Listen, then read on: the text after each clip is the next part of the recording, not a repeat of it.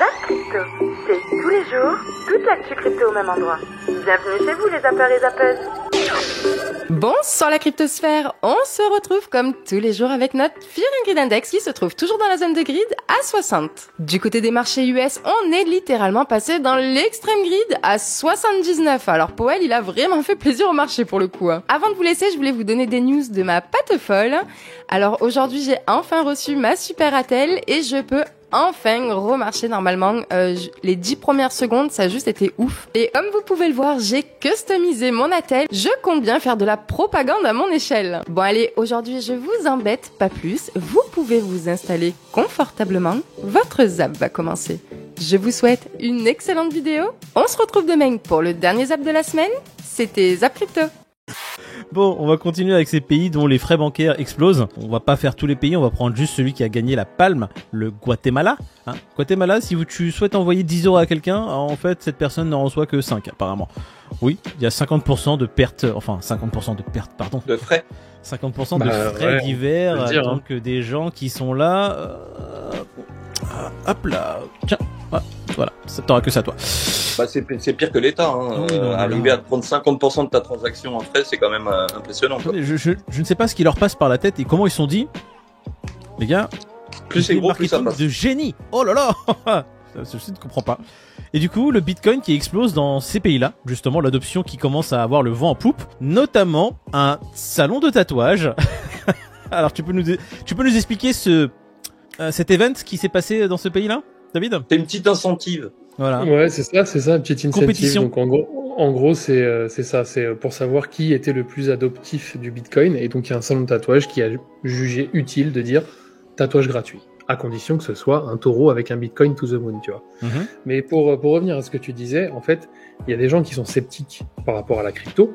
Donc du coup, il y a un truc qui a été mis en place, c'est-à-dire que tu peux payer en Bitcoin, mais le commerçant, s'il n'a pas envie de recevoir du Bitcoin, il reçoit de la monnaie fiduciaire. La conversion se fait automatiquement. Et là, on n'est pas sur 50% de frais, on est sur beaucoup moins en frais. Non, mais c'est ce que font beaucoup d'entreprises aujourd'hui. C'est-à-dire, ils te disent qu'ils acceptent les cryptos, mais en vrai, c'est automatiquement transféré par l'opérateur, si tu veux, et opéré en fiat. Là, ça sera une option supplémentaire. C'est-à-dire, tu pourras faire tes règlements directement en BTC classique, mais également pour le commerçant réticent, ou du moins, on va dire un peu méfiant, il aura la possibilité d'avoir effectivement son crédit tout de suite en fiat et pas être assujetti à la volatilité de la crypto, quoi. C'est ça. Il y aura juste des frais un peu supplémentaires, mais qui seront toujours moindres par rapport aux 50% que l'autre te braque, les banques te prennent. C'est pas du braquage, c'est des frais. J'ai du mal avec ces mots, braquage, frais, arnaque. C'est des synonymes. Ça se ressemble arnaque, beaucoup. gouvernement. Je ne sais pas, je ne comprends pas pourquoi c'est. Regarde, on parlait hier du Nigeria. Il paraît qu'aujourd'hui, ça atteint 60% carrément d'augmentation de Bitcoin. Ouais, là, au Nigeria, il y en a qui sont échangés à 47. Donc, ça a même dépassé les 50 pour certaines transactions. T'imagines si en Europe, demain, il y avait l'effondrement du système bancaire ou quoi, le Bitcoin, il serait à combien? Moi, je le mettrais à 1 million. Merci. Vous en voulez? Ouais, j'en ai, les gars, pas de problème. Vous en avez un peu. Allez, venez. Rendez-vous dans 15 ans, les gars. La première info, c'est le résultat d'un sondage mené par OpinionWay et 20 minutes qui révèle qu'aujourd'hui, 14% des 18-25 ans veulent ou ont investi de l'argent dans les crypto-monnaies. Ça fait déjà un jeune sur 7 et ce chiffre devrait encore augmenter dans les prochaines années, comme à chaque bull run. J'ai fait un sondage sur Twitter sur le bear market. On en parlait un petit peu plus tôt là dans le live. Où est-ce qu'on en est sur ce marché crypto? Et même en dehors de la crypto, on pourrait dire. Donc je vous ai demandé, est-ce que vous pensez que le bear market est fini ou alors pas encore ou alors vous savez pas? En vrai, on devrait tous dire qu'on sait pas, parce que personne de nous vraiment sait, à moins de revenir depuis le futur. Mais je crois pas que ce soit encore possible. Du coup, personne ne sait. Mais bon, c'est bien de faire part un petit peu de son sentiment pour qu'on se fasse tous une idée collectivement. Et vous êtes majoritairement pessimiste à 60%, c'est quand même beaucoup, à penser que le bear market c'est pas fini. Quand je pose la question, je dis pas pour autant que c'est le bull run. Je pose la question, en gros, d'un bottom quoi. Et seulement 16% à penser que c'est fini. Du coup, c'est tout ce qu'on peut dire, même si on sait pas si c'est la fin du bear market, on peut dire qu'on est toujours dans une phase pessimiste et à pas voir le bout encore, on dirait. Et sinon, il y a des unlocks qui arrivent, donc c'est aussi l'émission de tokens assez massive. Et là, on a 17 projets qui regroupent en gros presque 600 millions de tokens. C'est quoi les unlocks? J'ai vu pour certaines personnes c'était pas très clair. C'est que vous savez, les projets, ils ont des projets. En fait, ils ont des plans d'émission de leurs tokens dans le temps, et que eh bien on a par exemple, là on a les projets qui dont on a les dates d'émission de certains tokens, d'un certain montant de tokens qui approche et qui devrait être pour janvier. Et donc on voit bien, je vous en ai déjà parlé la semaine dernière, mais là on a par exemple OneInch, on a Moonbeam, on a Aptos, on a Epcoin, Tornado Cash, et donc marrant qu'on continue toujours à parler de Tornado Cash, il est pas censé être blacklisté. Toujours est-il que quand ces tokens sont mis en circulation, généralement ça peut avoir un impact sur la liquidité, parce que quand un nombre important de tokens est mis en circulation, ça a un impact normalement à la baisse sur le prix, parce que ça dilue ceux qui détiennent déjà de ces tokens. Et donc généralement ça a un effet à la fois spéculatif et peut-être moins visible, mais un effet de dilution sur vos tokens. Donc c'est intéressant à suivre, c'est important de les suivre. On va voir si ça va avoir un impact. Pour le moment, ça en a pas tellement eu. On a vu la semaine dernière DYDX qui avait repoussé cette dilution parce que ça a toujours un mauvais impact, comme je vous le disais. Ça, c'est intéressant aussi par rapport à là. On va beaucoup parler des entreprises américaines. Cathie Wood, qui est la patronne du fonds ARK Invest, qui est un très très gros fonds tech, très connu aux États-Unis parce que très tôt, elle avait parié sur le carton de Tesla. Donc, elle s'est vraiment fait un nom avec son investissement dans Tesla, alors que pas mal de gens avaient, entre guillemets, des doutes sur cette société. Et bien évidemment, à un moment donné, Tesla, ça a explosé. Ça a fait des performances plus 5000%, des choses folles. Ça l'a rendu célèbre, et elle, en tous les cas, elle annonce un bitcoin à 500 000 $ à horizon 2030. Toujours pareil, ce genre de paroles n'engage que ceux qui y croient. Moi, à titre personnel, je vous le dis clairement, je pense que le bitcoin dans le prochain bull run ira au-delà des 100 000 $. Et grosse maille, je dirais, si je pouvais donner mon avis, entre 100 et 200 000 $, c'est ma cible. Et c'est à ce moment-là que je pense que je vendrai pas mal mes bitcoins, tout simplement. En tous les cas, une grosse partie de mes bitcoins. Parlons maintenant de cet article du Wall Street Journal. Ça a été publié par Charlie Munger. Charlie Munger, donc c'est l'associé de Warren Buffett, donc le milliardaire qu'on présente plus.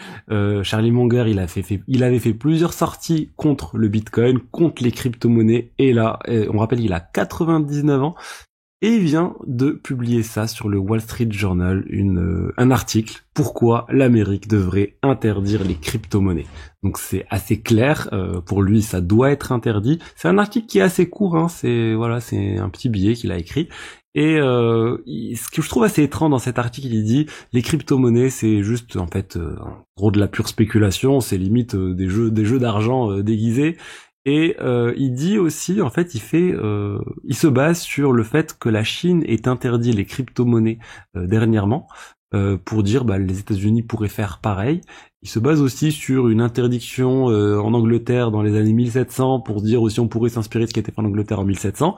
Donc voilà les arguments en fait qu'il donne pour interdire les crypto-monnaies. Et il dit au final si les États-Unis interdisent les crypto-monnaies, il faudrait aussi remercier la Chine pour leur sens, pour la bonne décision qu'ils ont prise en fait. Donc bon, c'est assez étrange comme article, honnêtement, je suis pas du tout d'accord comme vous le savez avec lui, mais j'admire quand même l'homme de 99 ans, j'aimerais bien avoir 99 ans, avoir des convictions aussi fortes que ça et les publier encore sur YouTube, sur d'autres choses. C'est assez, ça force le respect quand même. Mais bon, je suis toujours pas d'accord avec lui. La Chine, mes amis, la Chine, il y a quelqu'un qui a dit, mais attention, on est en train de passer d'un truc super à côté d'un truc extraordinaire. Un économiste chinois exhorte le gouvernement à reconsidérer l'interdiction de la cryptographie, met en garde contre les opportunités technologiques manquées. Évidemment, on l'a compris, le Web3, c'est en train de grossir. Par la suite, le métaverse, tout ça, c'est autre chose. Mais le Web3 est en train de grossir, là, vraiment, dans l'immédiat, avec les blockchains, toutes les cryptos, tous les NFT, le métaverse, après. Parce qu'on est au début, je dis après, parce que c'est vraiment les débuts, tout ça. Donc, avant que le métaverse soit vraiment au point, il va se passer du temps. Mais voilà, donc on a tout un écosystème qui est en train de grossir. Et là, un mec intelligent, il va comprendre tout de suite qu'il faut utiliser ça, il faut s'en servir. Donc les Chinois, ils sont rarement à la traîne quand même, malgré tout ce qu'on dit, ils sont rarement à la traîne. Et en revanche, il ne faudrait pas que ce soit les Français qui soient à la traîne. C'est surtout ça que je voulais dire, parce que nous, on a tendance à serrer la vis à toutes ces entreprises qui veulent créer, qui veulent faire de la création, etc., etc. Donc il faut faire très très attention. Il va falloir justement les réglementer un peu pour qu'on ne fasse pas n'importe quoi, mais il va falloir les laisser travailler. Ou sinon, qu'est-ce qu'ils vont faire ? Eh bien, ils vont partir à l'étranger. On vit plus les mêmes époques qu'au 19e siècle ou début début du XXe siècle, hein, où un gouvernement disait quelque chose et il fallait obéir, etc., etc. Aujourd'hui, une entreprise qui veut plus travailler dans un pays, qu'est-ce qu'elle fait? Elle se tire à l'étranger. Alors malheureusement aussi, il y a tous les escrocs qui font ça aussi. Attention. Alors on se méfie un peu des entreprises qui sont à l'étranger. Évidemment, on les étudie bien avant de rentrer dedans, hein, parce qu'il y a beaucoup d'escrocs. Donc c'est pas parce qu'elle part à l'étranger travailler qu'elle a raison. Hein, attention, hein, je dis pas ça. Hein. Je dis que si on serre trop la vis ici en France, on va peut-être perdre des très bonnes entreprises. Ce serait très très embêtant parce que il va falloir bien réglementer tout ça, mais aussi être un peu laisser faire les choses pour qu'on puisse s'exploser dans ce domaine du Web3 évidemment, de tout ce qui est en train de se créer. Toi personnellement aujourd'hui, est-ce que tu es heureux? Oui, mais ce que je me rends aussi compte, c'est que ça dépend du moment, ça dépend de ci, ça dépend de là. Sur le moment, cette semaine-là, j'aurais pu te dire que non parce que j'avais peur. Et je me rends compte qu'avant de me mettre moi-même dans la merde et de me créer toutes ces obligations et ces responsabilités qu'on a avec la boîte, j'aurais pu très bien te dire que j'étais malheureux à l'époque où j'avais rien, que je sortais le jeudi en tant qu'étudiant. Et tu vois ce que je veux dire? Il y a pas de... Il y a des moments où c'est très dur, il y a des moments où il y a des coups de pression et c'est quand même moi qui les ai provoqués. C'est quand même agréable de te dire que la merde que t'as en face de toi, c'est toi qui la cherché, mine de rien. Contrairement à beaucoup de gens qui se plaignent de voir, ben on a ça vient des autres, c'est une obligation, c'est pas moi, c'est pas ce que je veux, je suis pas... Là au moins, quand j'ai un problème, je me dis super, je me suis mis moi-même dans cette situation, c'est pas cool, mais c'est moi qui ai créé cette situation-là, donc c'est quand même important. Mais là tu reviens encore une fois sur le côté professionnel, moi c'était en dehors du professionnel. C'est 99% de ma vie, hein. Non, mais justement, tu vois, je pense que je serais pleinement heureux quand j'aurai un peu plus de Owen, un peu plus de temps pour moi, parce que tu sais que j'ai négligé plein de choses à côté pour et que ça va durer encore quelques années. Même si de plus en plus je commence à prendre du temps pour moi, faire un petit peu de sport, souffler, dormir plus, des petits plaisirs. C'est fou ce que Netflix peut nous offrir, quoi. Mais ce que je veux dire, c'est que je commence maintenant et je me rends compte que je suis déjà plus productif. C'est fou, mais de côté boulot. Ensuite, beaucoup plus heureux. Mais je me rends compte que ce qui me rend vraiment heureux dans le fond, c'est de me lever tous les jours et d'aller continuer ma propre quête que je me suis créée dans mon propre jeu vidéo. Tu vois ce que je veux dire? En mode, on veut aller là avec ses valeurs, allez c'est parti, on va mener notre bateau de pirate. C'est ça qui me rend vraiment heureux. Après, il y a des moments où t'es un peu plus fatigué, un peu plus triste, un peu plus ci, un peu plus là, plus de pression. Mais je n'aimerais pas recommencer l'histoire et le faire différemment, ouais. Ok, très clair. Mais bon, après, qu'est-ce que c'est être heureux? Et là, il nous faudrait plus de temps et franchement, je sais pas te répondre. Et leur autre argument, c'est de nous mettre dehors l'après-midi en distribution, en espérant qu'il va y avoir des nouveaux services. Mais aucun nouveau service que propose la Poste actuellement ne marche. Là, ils ont, fin d'année dernière, c'était veiller sur mes parents. C'est en gros dire aux personnes âgées, à leur famille, payer pour que le facteur vienne 5 minutes, dire bonjour, voir comment ça va. Ce qu'on fait depuis des millénaires gratuitement à discuter avec les gens.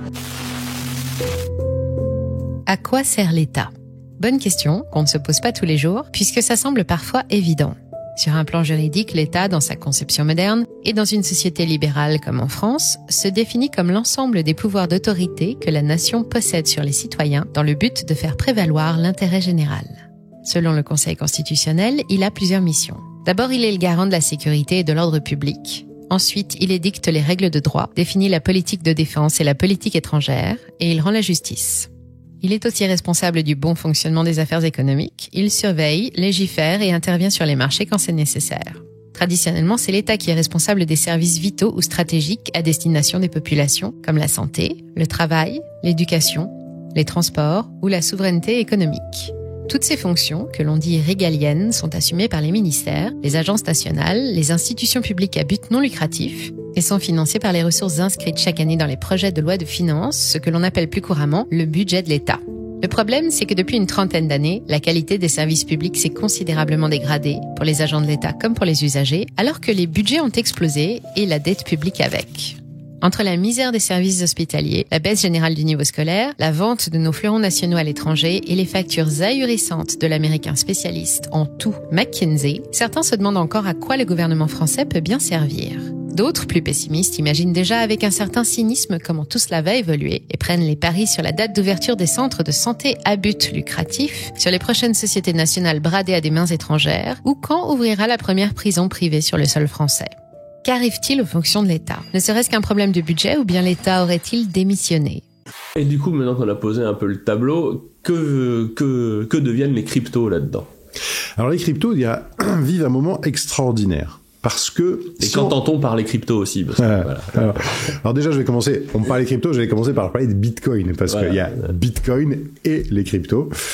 C'est bon, voilà, il faut qu'on ait des biais, c'est notre biais. Donc si on prend le marché crypto, il y a économiquement parlant, parce que les cryptos évoluent dans un monde économique et il faut pas faire abstraction de ce monde économique, puisque la création de Bitcoin, c'est aussi une réaction à des excès économiques. Donc, la grande nouveauté, c'est que Bitcoin s'est trouvé pour la première fois de son histoire dans une phase de resserrement monétaire. Bitcoin n'avait connu que une phase de quantitative easing, une phase de desserrement monétaire, et on imprimait, on multipliait la monnaie, ainsi de suite. Et puis là, pour la première fois de son histoire, économiquement parlant, on se retrouve en période de contraction monétaire. Bon, contraction entre guillemets. Eh bien... le bilan de la Fed, il a bien contracté. Voilà. Quand même, hein. Mais oui, alors pas tous à la même vitesse. Effectivement, le bilan de la Fed a bien contracté, mais si on regarde d'autres bilans, ils sont pas forcément aussi... voilà. Mais même le Japon a dit, ça serait peut-être bien d'augmenter un peu les taux, ce qui est quand même, quand on connaît le Japon, certains sont nés en ne voyant toujours le Japon qui avait des taux à zéro. Et donc, ça c'est intéressant parce que pour moi, c'est un risque systémique. On est en période de resserrement monétaire. Bitcoin, qui est né dans cette période d'hyper création monétaire, pourrait tout à fait revenir à des niveaux extrêmement bas. Donc, ces fondamentaux-là, économiques, n'ont pas tué Bitcoin. Voilà. La première chose qui va nous arriver dessus, bien entendu, c'est les non-farm payrolls qui seront annoncés tout à l'heure. Alors, on attend 185 000 créations d'emplois, nettement en dessous du dernier chiffre du mois passé. Alors évidemment, c'est pas une grosse surprise, hein. Il fallait pas être un génie pour imaginer ça, vu le nombre de licenciements qu'il y a eu ces derniers temps. Donc, on va voir les chiffres. 185 000, si c'est nettement en dessus, ça voudrait dire que l'emploi ne ralentit toujours pas, et donc on se reposera les questions si peut-être la Fed pourrait changer sa position, être un peu moins gentil qu'ils n'ont été avant-hier. Ça sera à rediscuter au fur et à mesure. Et puis on regardera aussi le taux de chômage qui devrait remonter à 3,6% aux États-Unis.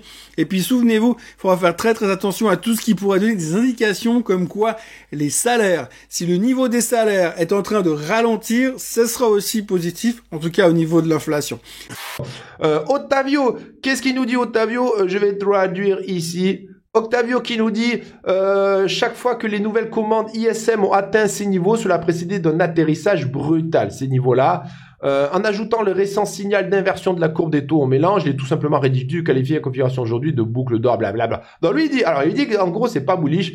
Il dit qu'à chaque fois qu'on a touché cette ligne-là, ça a été des grosses récessions pas jolies avec des trucs pas beaux qui sont arrivés. Voilà. Donc, alors, c'est comme en crypto, t'as les gens qui sont beaux, les gens qui sont bears. Moi, je mets un peu de tout en mode, oui, le marché, tout est vert, tout est joli, mais quand même, attention, le marché crypto, n'oubliez pas, c'est jamais tout vert, c'est jamais tout rouge, c'est arc-en-ciel. Le vert peut se transformer en orange, en jaune, on peut avoir un peu de tout, tu vois. Bon, on parle pas de tout se par terre, mais on parle de faire attention. Bon.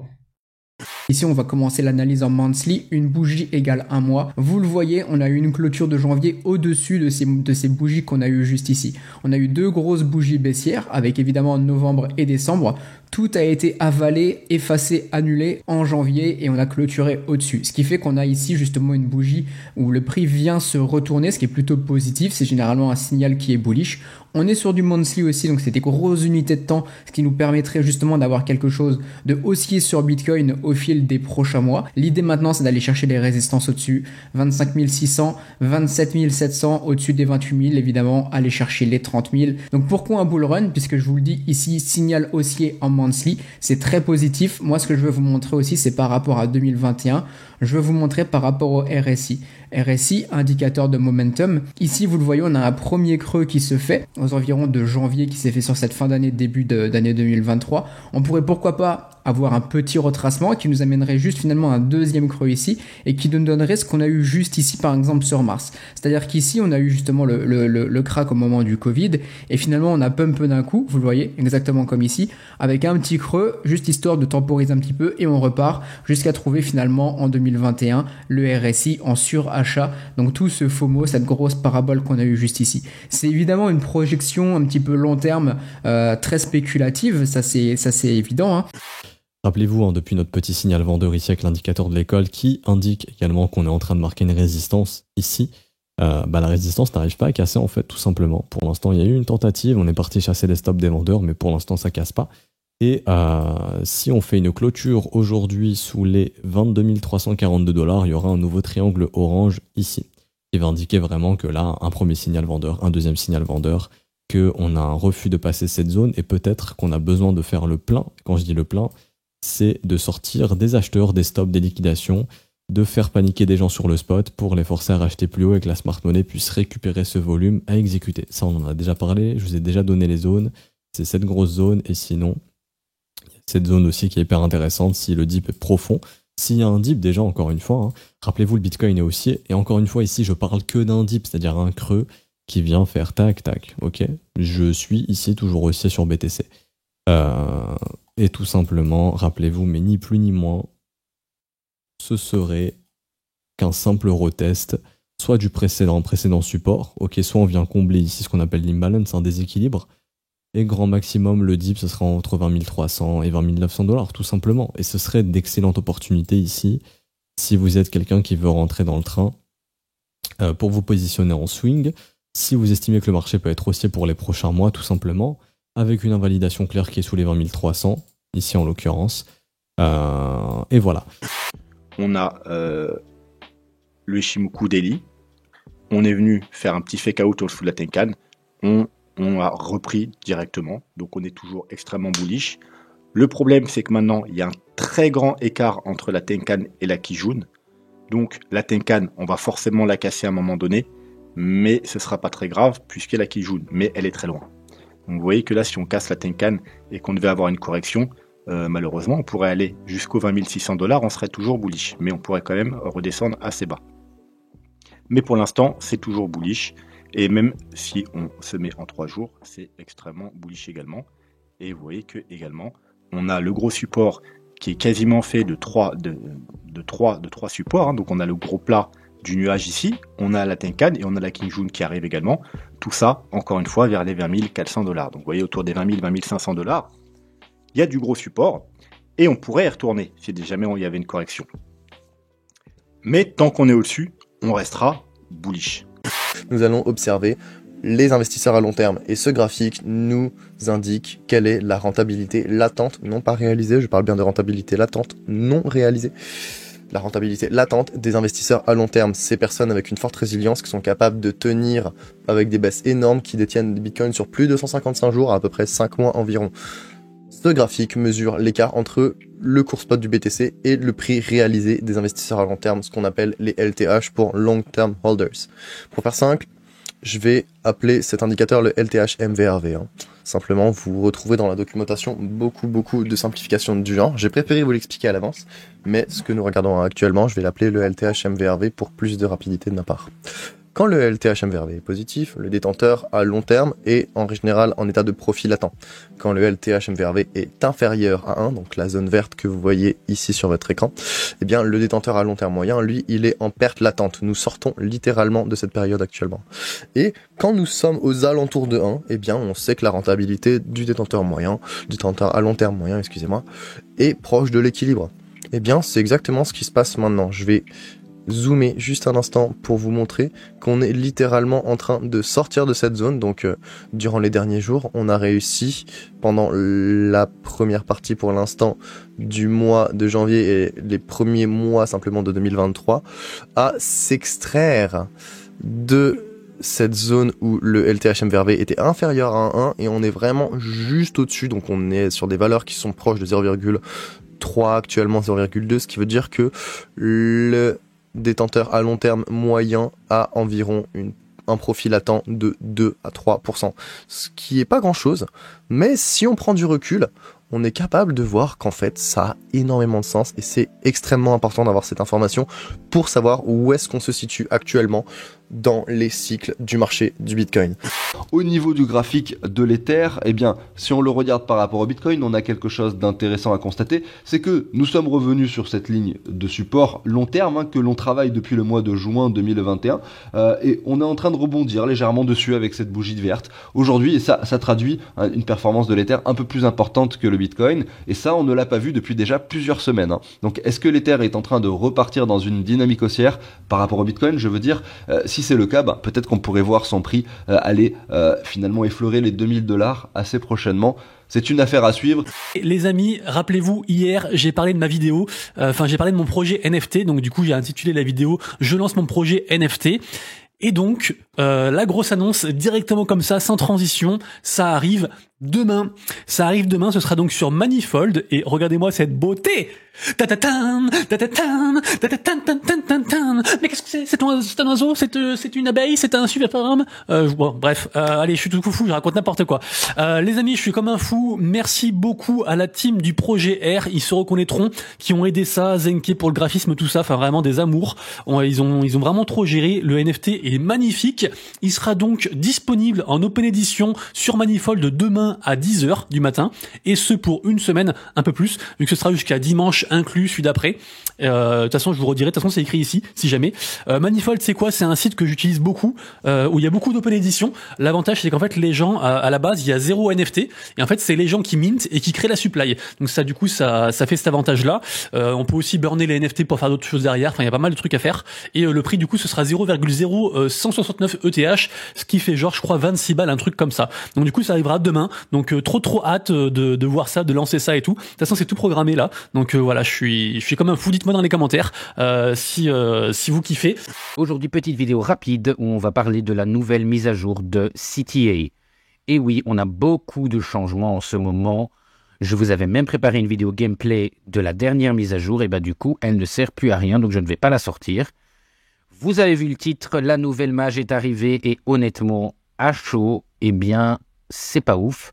Pour ceux qui étaient sur le Discord aujourd'hui, vous avez vu que ça a déchaîné les passions. C'est probablement la mage la plus polémique depuis la création du jeu. Et ouais, on a de l'action. Et si tu n'es pas rassasié, retrouve à gauche le Zap Crypto de la veille et à droite le Zap Crypto de l'année dernière, jour pour jour. Tu as trouvé une ou plusieurs actus intéressantes? Fais-le moi savoir en commentaire.